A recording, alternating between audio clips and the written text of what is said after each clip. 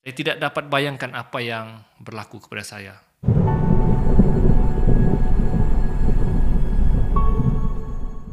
Assalamualaikum warahmatullahi wabarakatuh dan salam sejahtera. Selamat datang ke channel Ali Bosku. Baiklah, channel ini banyak menyediakan video-video yang menarik. Jadi jangan lupa untuk subscribe dan tekan butang loceng untuk update video-video yang terbaru. So guys, video kali ini saya ingin ceritakan satu kisah seram yang saya alaminya sendiri, saya dan keluarga saya. Dan saya tidak sangka benda ni boleh terjadi kepada saya dan keluarga saya. Dan kalau saya ingat balik, kalau saya ingat semula kejadian ni, saya memang kata orang, jantung mau tercabut, semangat mau hilang, semualah yang saya alami ya. Kadang-kadang kita dengar cerita orang, tapi benda ni kau alaminya sendiri, ya.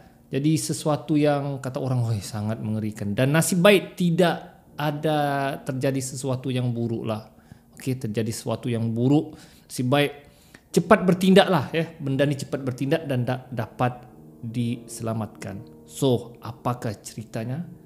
Mari kita dengar. Ceritanya bermula apabila saya dan keluarga saya bercuti di sebuah pulau. Pulau yang barulah kata orang, ya. Saya dan family saya, isteri, anak-anak saya, adik saya dan ibu bapa saya. Ini kali ini saya bawa satu family ramai-ramai lah ke bercuti. Sebab lama lah tidak bercuti kan, ya. Dan tambah-tambah ingin gembirakan mak ayah, adik-beradik kan. Ini satu kata orang cuti yang menggembirakan ya. Cuti yang gembira untuk kau gembirakan family kau ya. Kita meraihkan cuti bersama-sama, luangkan masa bersama keluarga, sama anak-anak, sama ibu bapa, adik-beradik. So, cuti mestilah kau mau gembira. Jadi dijadikan cerita. Kami bercuti di resort tu, memang view dia guys memang cantik guys, memang cantik ya. Dia punya resort memang cantik, view dia cantik, pemandangan matahari terbenam dia cantik, tempat mandi dia cantik, cantik lah guys. Ya memang kata orang kau terpesona.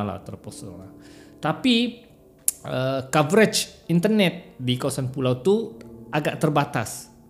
Hanya di beberapa kawasan saja yang kata orang kau boleh internet lah. Jadi internet dan manusia ni, kita ni sukar untuk dipisahkan. Mesti mau juga ada internet, mau juga update, mau juga upload gambar, mau juga tengok media sosial. Yes, itu normal lah ya pada hari ini.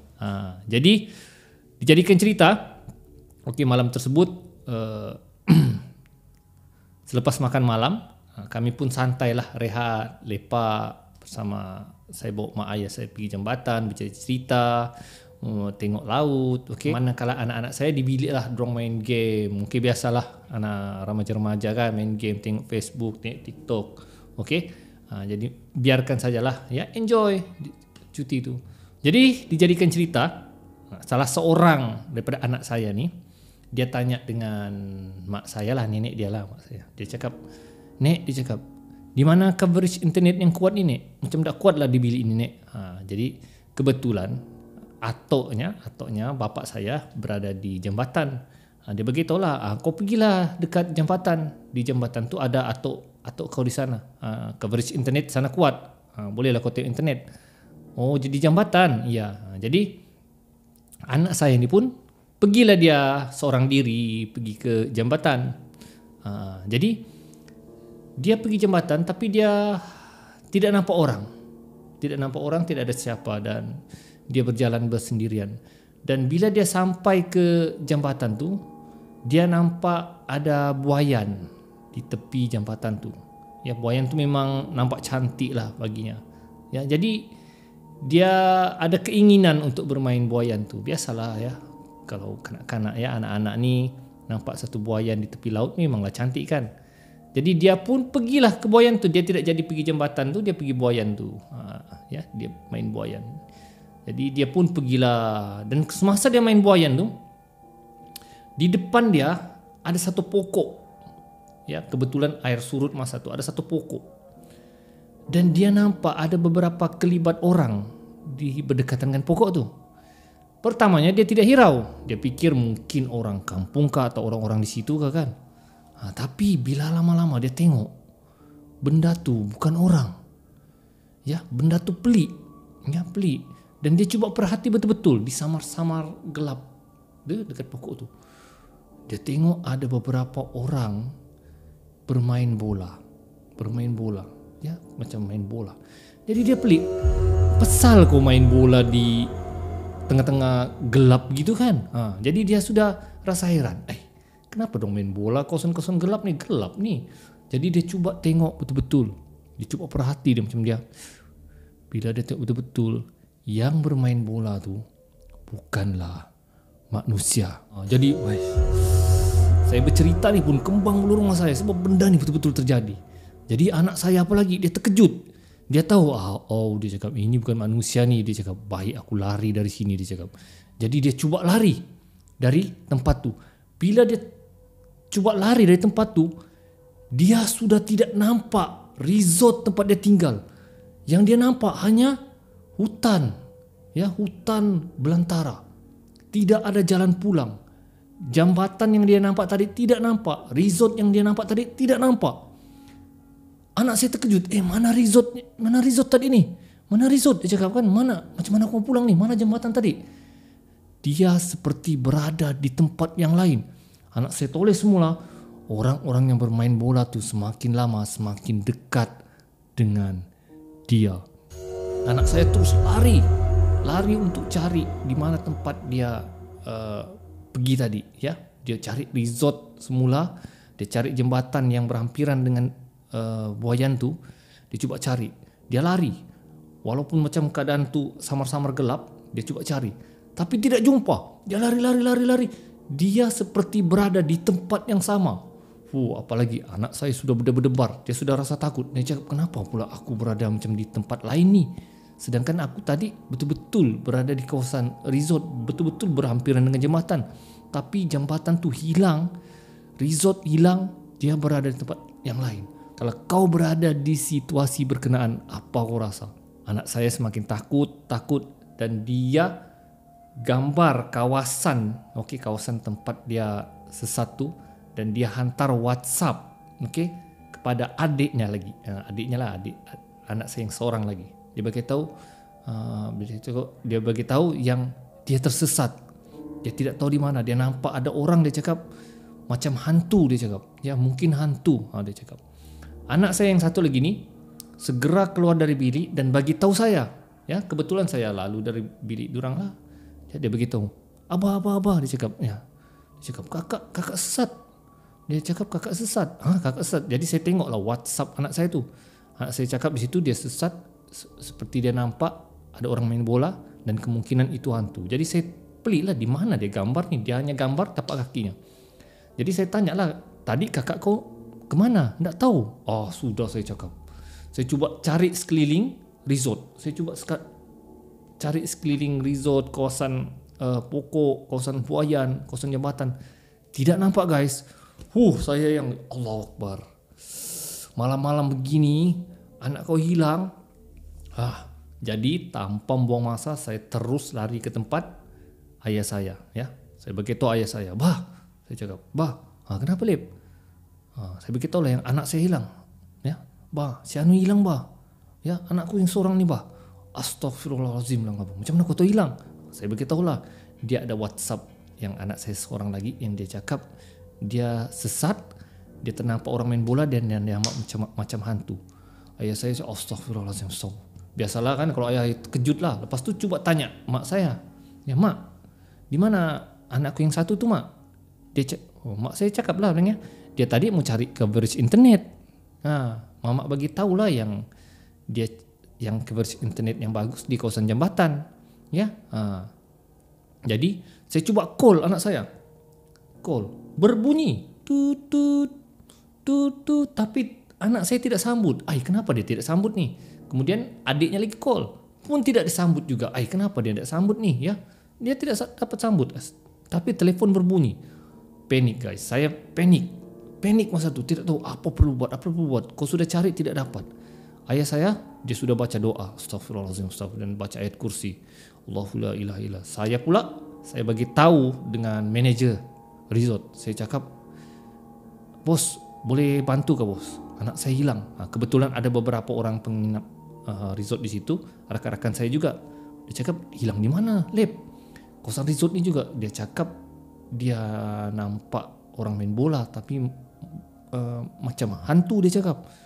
Sudah, dia cakap, ya. Jadi kami cari clue lah. Clue cakap, mak saya cakap dia pergi jambatan, ya, jambatan untuk cari coverage. Kemudian manager tu bagi tahu saya. Dia cakap di sini ada 2 jambatan. Di situ kuncinya. Satu jambatan yang betul-betul dekat resort, satu lagi jambatan yang hujung resort. Saya rasa ini jambatan yang di ujung ni, saya cakap, ya, jambatan yang di ujung.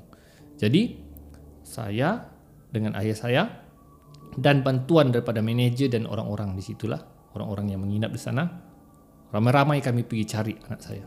Ya, pergi cari. Ayo jom kita berpecah. Kami suruh berpecah. Yang satu kumpulan sebelah sana, satu kumpulan sebelah sana. Kemudian anak saya ni dia WhatsApp. Aku dekat Buayan, dia cakap. Buayan.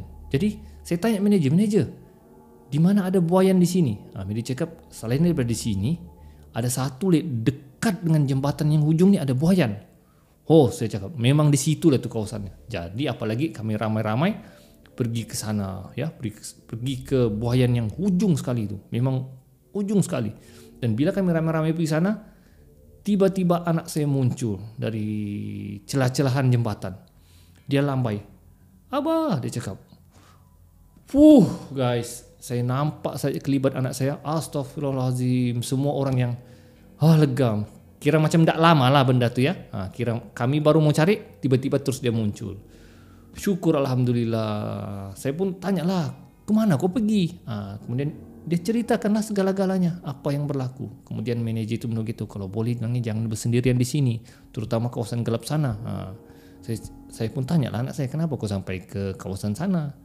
Dia cakap, nenek beritahu atau ada di jembatan. Saya pun beritahu lah jambatan tu yang dimaksudkan jambatan dekat resort tu, bukan jambatan hujung ni. Jadi di sini ada miscommunication di antara anak saya dengan keluarga, dengan apa yang nenek saya cakap lah. Bukan salah anak saya juga, cuma dia tersilap buat tafsiran. Dia pikir jambatan yang panjang. Dan alhamdulillah anak saya terselamat dan dia ceritakan segala-galanya apa yang berlaku. Dan bagi saya benda tu memang sangat seram dan alhamdulillah semuanya dapat diselamatkan dengan cepat. Dan saya tanya anak saya, macam mana kau boleh jumpa jalan pulang? Ya, anak saya cakap ketika dia cari jalan pulang, tiba-tiba dia terdengar namanya dipanggil. Ya, namanya dipanggil. Jadi dia terus menuju ke tempat namanya dipanggil dan terus jumpa kami. Sedangkan kami tidak ada sebut pun namanya, kami tidak ada panggil pun namanya lagi. Kami baru saja mencari, tapi anak saya cakap dia dengar ada namanya dipanggil. Ya, namanya dipanggil. Jadi dia pergi ke tempat suara itu dipanggil. Ya, kemungkinan itu adalah doa yang ayah saya panjatkan. Ya, doa yang saya panjatkan juga. Ya, mungkin ada. Ya, ini semua kuasa Allah lah, kuasa Allah yang membantu untuk anak saya dapat jalan pulang semula. Guys, itulah dia kisah yang saya ingin kongsikan hari ini. Bagi saya ini satu kisah yang sangat seram. Sangat kalau saya cerita ni pun bulu roma saya kembang. Apatah lagi pada hari itu. Kalaulah anak saya hilang pada hari itu, disembunyi-bunyian atau disembunyi jin, saya tidak dapat bayangkan apa yang berlaku kepada saya. Percutian pada hari itu memang kata orang percutian yang terburuk lah. Mungkin seharian satu malam tu sampai ke pagi saya akan cari di sekeliling pulau tu. Walaupun pulau tu sangat besar, saya akan cari di setiap sudut, ya, sampai jumpa. Nasib baiklah benda ni dapat, ya, saya dapat jumpa anak saya secepat yang mungkin. Alhamdulillah, ya, syukur. Dan pengajarannya di sini, kalau boleh. Janganlah biarkan anak-anak ni bergerak sendiri tanpa pemantauan. Mungkin anak saya ni, bukanlah saya salahkan anak saya, dia miscommunication, ya, miscommunication dengan arahan yang diberi. tapi kalau boleh nasihatlah ya. Saya pun sudah nasihat anak saya agar dia tidak berjalan bersendirian pada waktu malam ya. Kalau boleh biarlah berteman. Ya biarlah berteman. Dan syukurlah nasib baik dia dapat jumpa jalan pulang, dan benda ni betul-betul menjadi pengajaran kepada saya dan keluarga saya. Dan kalau boleh ia juga menjadi pengajaran kepada anda ya. Jangan seronok bercuti, asyik melihat pemandangan ciptaan Allah, tapi kita lalai dengan benda-benda yang beginilah ya. Kita tidak tahu ada benda selain daripada manusia, ada benda lain yang tinggal di kawasan berkenaan. Jadi guys, setakat itu saja kisah seram saya kali ini. Jadi teruskan sokongan anda kepada channel Ali Bosku. Kita berjumpa lagi di video akan datang. Assalamualaikum.